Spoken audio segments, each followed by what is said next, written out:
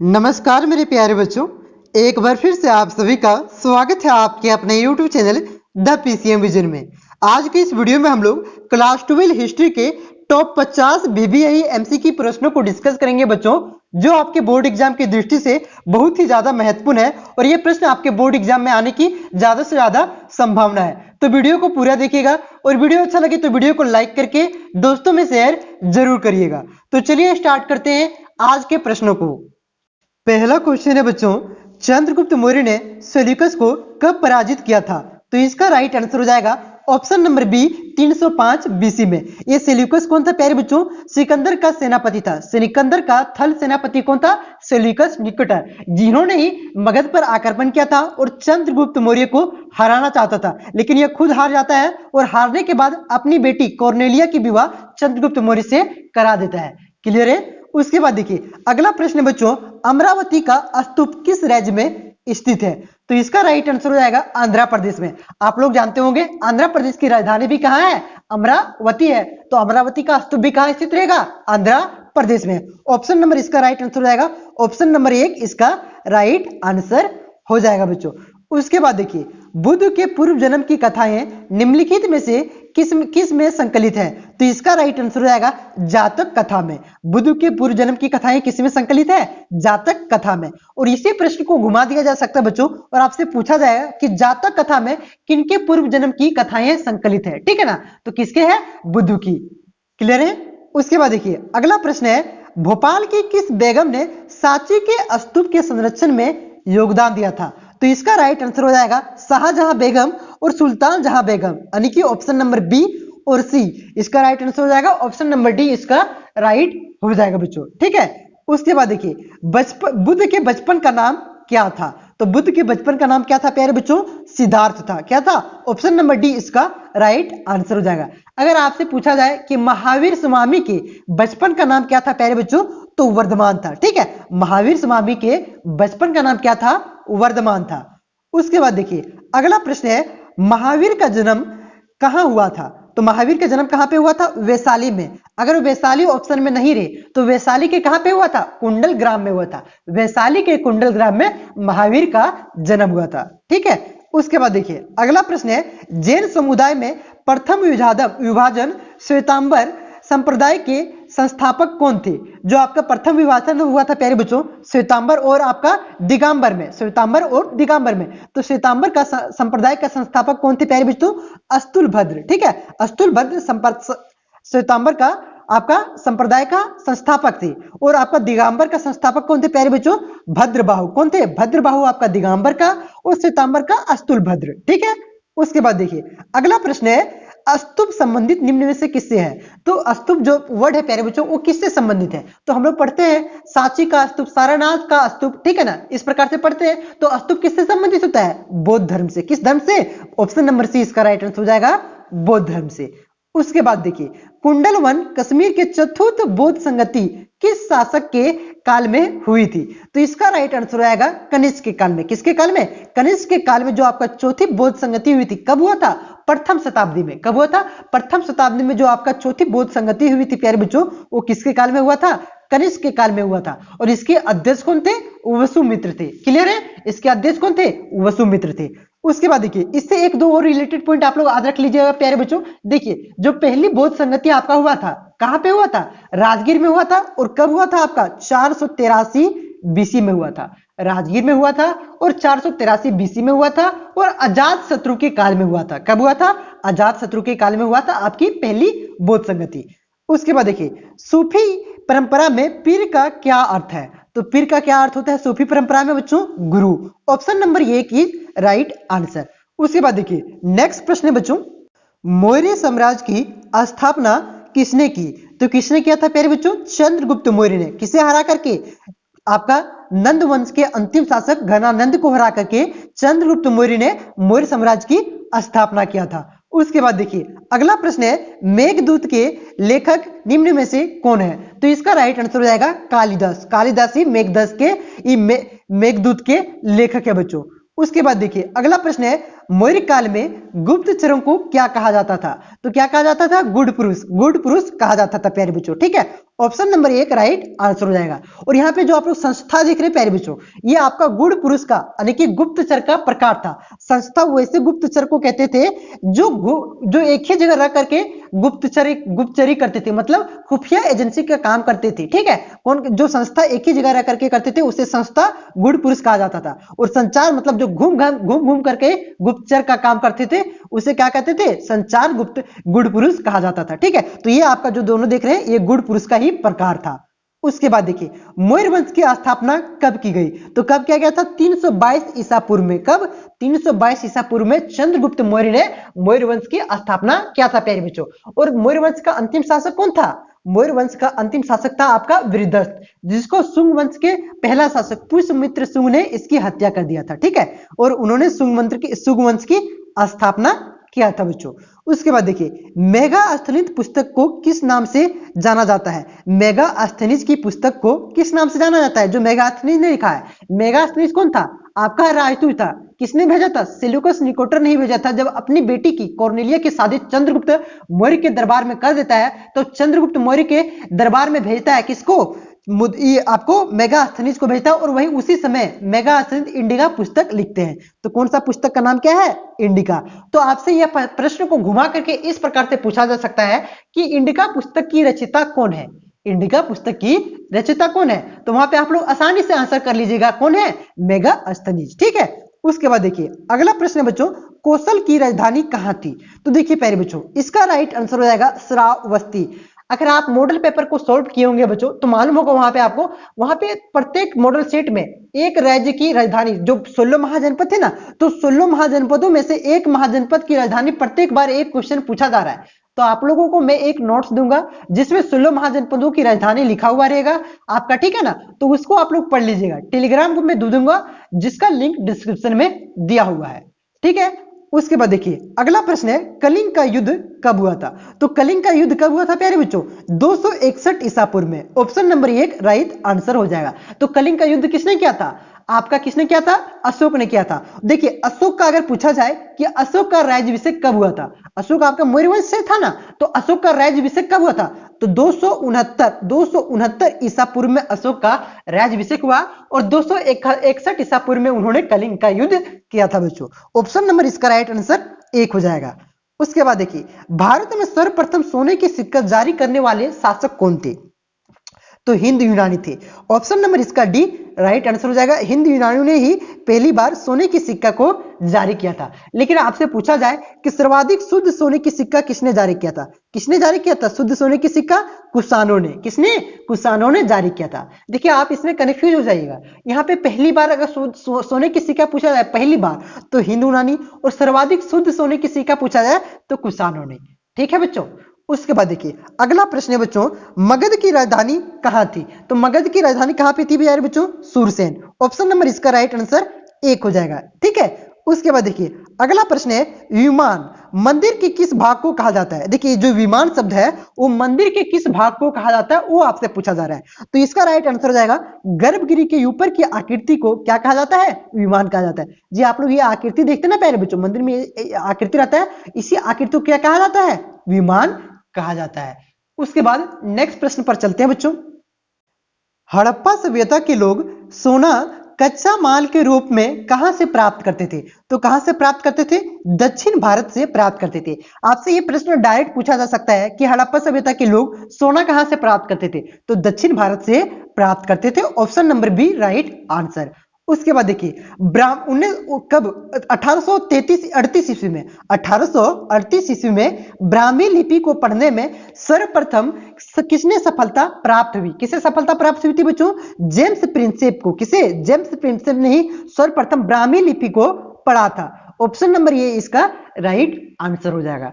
उसके बाद देखिए अगला प्रश्न है, मौर्य काल में किस लिपि का प्रयोग सर्वाधिक हुआ था? तो किस लिपि का प्रयोग हुआ था प्यारे बच्चों?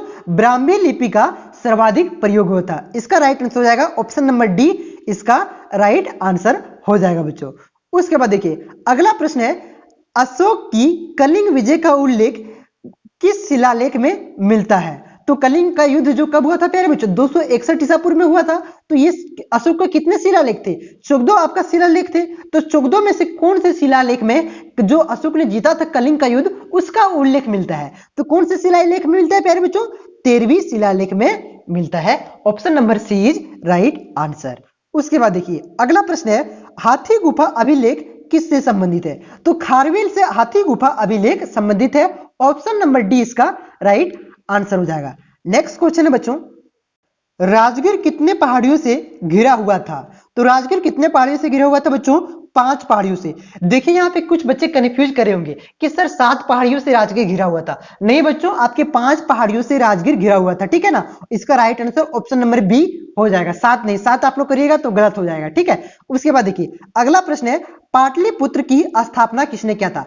पाटलिपुत्र मतलब अभी का जो पटना है प्यारे बच्चों, पटना वही आपका पाटलिपुत्र था, ठीक है ना। तो ये पाटलिपुत्र की स्थापना किसने किया था? तो किसने किया था? उदयन ने पाटलिपुत्र की स्थापना किया था। और ये उदयन चाचा आपका कौन से वंश का था? आपका हर्यक वंश से था। कौन से वंश से? हर्यक वंश से था प्यारे बच्चों। उसके बाद देखिए वही प्रश्न आ गया घुमा करके कि इंडिका की रचयिता कौन थे? तो इंडिका की रचयिता कौन थे? मेगास्थनीज। ऑप्शन नंबर डी इसका राइट आंसर हो जाएगा। देखिए प्यारे बच्चों एक क्वेश्चन यहाँ पे और बन सकता है कि जो मेगास्थनीज था वो किसके दरबार में आए हुए थे? राजदूत था ना मेगास्थनीज, तो किसके दरबार में आए हुए थे? तो वो चंद्रगुप्त मौर्य के दरबार में आए हुए थे, ठीक है। इसे आप लोग याद रखिएगा। उसके बाद देखिए सारनाथ का स्तंभ किसने बनवाया था? तो अशोक मौर्य ने। किसने? अशोक ने सारनाथ का स्तंभ बनवाया था। ऑप्शन नंबर 1 इसका राइट आंसर हो जाएगा। उसके बाद देखिए अगला प्रश्न है, 187 ईसा पूर्व में अंतिम मौर्य शासक बृहदस्थ की वध किसने किया था? तो ये कब इसका वध किया था प्यारे बच्चों? और 187 ईसा पूर्व में आपका देखिए 322 में आपका मौर्य वंश का स्थापना हुआ था ना, और 187 में मौर्य वंश समाप्त हो जाता है, ठीक है। 322 में इसकी स्थापना हुई थी प्यारे बच्चों, और 187 बीसी में इसकी अंत हो जाता है। और इसके अंतिम शासक कौन थे? बृहदस्थ थे, ठीक है। तो इसकी हत्या किसने किया सो पूछा जा रहा है। तो इसकी हत्या इसी के सेनापति किसने? पुष्यमित्र शुंग ने किया था प्यारे बच्चों, और ये शुंग वंश की स्थापना इन्होंने किया था। अगर आप लोगों ने हिस्ट्री पढ़ा होगा तो देखा होगा कि जो कमजोर रहता है ना, जो अयोग्य शासक रहता है, उसी के सेनापति उसको मार करके वहां पे अलग वंश की स्थापना करता है कि नहीं करता है? ठीक है। सिर्फ यहाँ पे आपका नंद वंश घरानंद का अलग है हिस्सा है, बाकी बात इससे आगे आप लोग पढ़ेंगे। तो सेनापति ही अपने राजा को मार करके वहां पे अलग वंश का स्थापना करता है, ठीक है ना। उसके बाद देखिए अगला क्वेश्चन है, महात्मा बुद्ध की जन्म निवास स्थान कहां था पर है हुआ? मतलब महात्मा बुद्ध का जन्म कहां पे हुआ था? तो इसका राइट आंसर हो जाएगा बच्चों लुम्बिनी में। कहां पे? लुम्बिनी में महात्मा बुद्ध का जन्म हुआ था। ये लुम्बिनी कहां पड़ता है प्यारे बच्चों? आपसे क्वेश्चन पूछा जा सकता है, तो आप लोग याद रखिएगा नेपाल में, ठीक है। लुम्बिनी जो अभी का नेपाल है प्यारे बच्चों वहीं पे है, ठीक है। क्लियर है? तो इसका राइट आंसर हो जाएगा ऑप्शन नंबर इसका ये राइट आंसर हो जाएगा, ठीक है। उसके बाद नेक्स्ट प्रश्न है बच्चों, हेनसांग किसके दरबार में भारत आया था? तो किसके दरबार में आया था? ये हर्षवर्धन के दरबार में, ठीक है ना। देखिए ह से हेनसांग और ह से हर्षवर्धन। देखिए आप लोग हेनसांग और फाइहान में कंफ्यूज कर जाइएगा, ठीक है ना। फाइहान भी आपका चीनी यात्री था और हेनसांग भी आपका चीनी यात्री था, ठीक है ना। तो ये हेनसांग ह से हर्षवर्धन के दरबार में आया था, और फाइहान आपका चंद्रगुप्त द्वितीय यानी कि विक्रमादित्य के दरबार में आया था बच्चों। ये आप लोग याद भी रखिएगा, ठीक है। फाइहान के बारे में भी पूछा जा सकता है। उसके बाद देखिए चंद्रगुप्त द्वितीय की पुत्री प्रभावती का विवाह किस वंश के राजा के साथ हुआ था? तो किस वंश के राजा के साथ? वाकाटक के वंश के राजा के साथ हुआ था। ऑप्शन नंबर डी इसका राइट आंसर हो जाएगा वाकाटक, ठीक है। उसके बाद देखिए अगला प्रश्न है, प्राचीन काल में सुदर्शन झील किस राज्य में था? तो किस राज्य में था प्यारे बच्चों? अभी का गुजरात। अभी का जो गुजरात है वहीं पे आपका सुदर्शन झील था प्यारे बच्चों। उसके बाद देखिए अगला प्रश्न है, माहिष्मती। देखिए वही आपका राजधानी वाला क्वेश्चन आ गया है। माहिष्मती किस महाजनपद में की राजधानी थी? तो इसका राइट आंसर हो जाएगा अवंती। माहिष्मती बाहुबली वाला नहीं देखे फिल्मिया, वही फिल्मिया वाला वही बेटा है, ठीक है ना। तो ऑप्शन नंबर बी इसका राइट आंसर हो जाएगा। उसके बाद देखिए अगला प्रश्न है, धम्म का सिद्धांत किस शासक के द्वारा किया गया था? ठीक है, इसका राइट आंसर हो जाएगा ऑप्शन नंबर बी अशोक के द्वारा। किसके द्वारा? अशोक के द्वारा धम्म का सिद्धांत दिया गया था बच्चों, यानी किया गया नहीं कि दिया गया, ठीक है। उसके बाद देखिए अगला प्रश्न है, 5वीं शताब्दी में निर्मित देवगढ़ का मंदिर में किसकी मूर्ति थी? तो किसकी मूर्ति थी प्यारे बच्चों? भगवान विष्णु की मूर्ति थी। देखिएगा भगवान, ये जो मंदिर है वो किस राज्य में था प्यारे बच्चों? यूपी में, ठीक है, वर्तमान के यूपी में। उसके बाद देखिए थेरवाद किस धर्म से संबंधित है, तो इसका राइट आंसर हो जाएगा बच्चों बौद्ध धर्म से। किस धर्म से? बौद्ध धर्म से संबंधित है, ऑप्शन नंबर बी इसका राइट आंसर हो जाएगा। उसके बाद अब देखिए भिल्सा टॉप्स के लेखक कौन है, तो ये भिल्सा टॉप के लेखक कौन है प्यारे बच्चों? Alexander Cunningham. ऑप्शन नंबर 1 इसका राइट आंसर हो जाएगा। ठीक है, कंफ्यूज नहीं करना है, अलेक्जेंडर कनिंघम इसका राइट आंसर हो जाएगा। और भारतीय पुरातत्ववाद का जो आपके भारतीय पुरातत्ववाद का है प्यारे बच्चों, इसका जनक किसे कहा जाता है?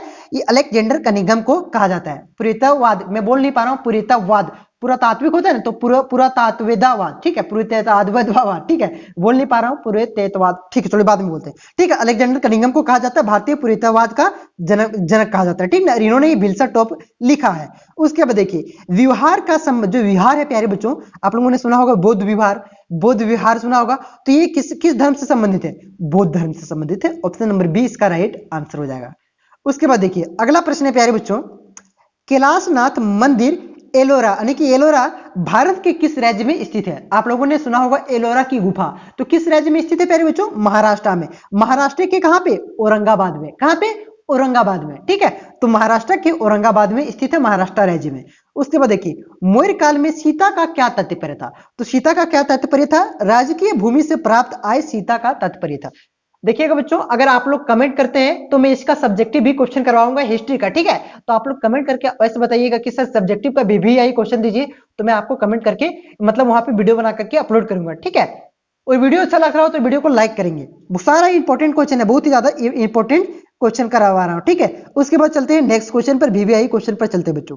निम्न अंकित में से कौन गुप्त वंश का शासक था? यहाँ पे गुप्त वंश का कौन शासक है वो आपसे पूछा जा रहा है। तो ये बिंदुसार जो आप लोग देख रहे हैं बच्चों, ये बिंदुसार आपका कौन से वंश का शासक था प्यारे बच्चों? आपका ये मौर्य वंश का, ये चंद्रगुप्त मौर्य का बेटा था, मौर्य वंश का संस्थापक, ये मौर्य वंश का आपका शासक था बच्चों। उसके बाद देखिए ये आपका है अशोक, ये अशोक भी आपका कौन से वंश का था? मौर्य वंश का था, मौर्य वंश का था प्यारे बच्चों। और ये चंद्रगुप्त द्वितीय यानी कि विक्रमादित्य, ये कौन से वंश का था? ये आपका गुप्त वंश का। Right answer option number C हो जाएगा। और आप लोग पूछिएगा सर अजात शत्रु कौन सा था, इसका भी बता दीजिए। तो देखिए प्यारे बच्चों, अजात शत्रु जो है ना आपका कौन से वंश का शासक था? हर्यक वंश का। ठीक है, ये अशोक और बिंदुसार ये आपका मौर्य वंश का, चंद्रगुप्त आपका गुप्त वंश का, अजात शत्रु आपका हर्यक वंश का। उसके बाद देखिए अशोक का राज्याभिषेक कब हुआ था? तो 269 ईसा पूर्व में अशोक का राज्याभिषेक हुआ था बच्चों। क्लियर है आप लोग? अरे अशोक का, अरे कलिंग का युद्ध कब हुआ था? 261 में। ठीक है, उसके बाद देखिए सांची का स्तूप किस राज्य में स्थित है? तो किस राज्य में स्थित है प्यारे बच्चों? मध्य प्रदेश में। मध्य प्रदेश के रायसेन जिले, बहुत सारे बच्चे यहाँ पे बोल रहे हैं कि मध्य प्रदेश के भोपाल जिले में। नहीं बच्चों, रायसेन जिले अगर आप लोग सर्च करेंगे नेट में तो रायसेन जिले दिखाएगा, लेकिन आप लोग एक बार सर्च कर लीजिएगा एनसीईआरटी में क्या दिया हुआ है। ठीक है, एनसीईआरटी है, एक बार आप लोग क्लियर कर लीजिएगा, रायसेन जिला दिया हुआ है कि भोपाल जिला दिया हुआ है। ठीक है, एमपी में तो है। सांची का स्तूप किसने बनवाया था? अशोक ने। ठीक है, अशोक ने। क्लियर? उसके बाद देखिए अगला प्रश्न है, जातक में किसके पूर्व जन्म की कथाएं संकलित है? अभी कुछ देर पहले आपको बताएं किसकी? बुद्ध की। बुद्ध, आपसे इस प्रकार से क्वेश्चन भी आया था कि बुद्ध की जन्म की पूर्व कथाएं किसमें संकलित है? तो जातक कथा में। ठीक है, उसके बाद देखिए जैन धर्म में पूर्व ज्ञान के लिए क्या शब्द है? तो क्या है प्यारे बच्चों? केवल्य। क्या है? केवल्य को पूर्व ज्ञान जब प्राप्त हो जाता है तो उसको क्या कहा जाता है? केवल्य कहा जाता है। उसके बाद देखिए अगला प्रश्न है, महावीर के बचपन का नाम क्या था? तो मैंने पहले बताया ये आपका 24वां तीर्थंकर था जैन धर्म का, और ये महावीर का बचपन का नाम क्या था? वर्धमान था। क्या था? वर्धमान। और इसके पिता का नाम क्या था? सिद्धार्थ। इसके पिता का नाम सिद्धार्थ था, और गौतम बुद्ध का बचपन का नाम भी सिद्धार्थ था। कंफ्यूज नहीं करना है। ठीक है, उसके बाद देखिए अगला प्रश्न है, महावीर का जन्म किस जनपद में हुआ? कहां हुआ? सोनी पूछ रहा है किस जनपद में हुआ? तो किस जनपद में हुआ था? उज्जैन में। ऑप्शन नंबर 1 इसका राइट आंसर हो जाएगा। उसके बाद देखिए बौद्ध संप्रदाय इस समुदाय में प्रथम विभाजन किस संगति में हुआ था प्यारे बच्चों? तो किस संगति में हुआ था? चौथी संगति में हुआ था प्यारे बच्चों। और ये चौथी संगति जो है वो कब हुआ था? आपका पहली शताब्दी में। किस शताब्दी में? पहली शताब्दी में आपकी चौथी संगति हुई थी। किसने करवाया था? कनिष्क ने करवाया था। कहां पे हुआ था? कुंडल ग्राम में हुआ था। इसके अध्यक्ष कौन थे? कमेंट करेंगे। अध्यक्ष कौन थे? कमेंट करेंगे, एक बार कमेंट करें, देखिएगा आप लोग कमेंट करिएगा बच्चों। उसके बाद देखिए अगला प्रश्न है, पंच महाव्रत निम्न में से किससे संबंधित है? तो इसका राइट आंसर हो जाएगा बच्चों आपका जैन धर्म। किससे? जैन धर्म से संबंधित है बच्चों। ठीक है, उसके बाद देखिए किससे? जैन धर्म से। आखिरी प्रश्न है, चौथी बौद्ध संगति कब हुआ था? तो मैंने आपको कुछ देर पहले बताया कि चौथी बौद्ध संगति कब हुआ था? पहली शताब्दी में। तो शताब्दी में 100 मतलब क्या होता है?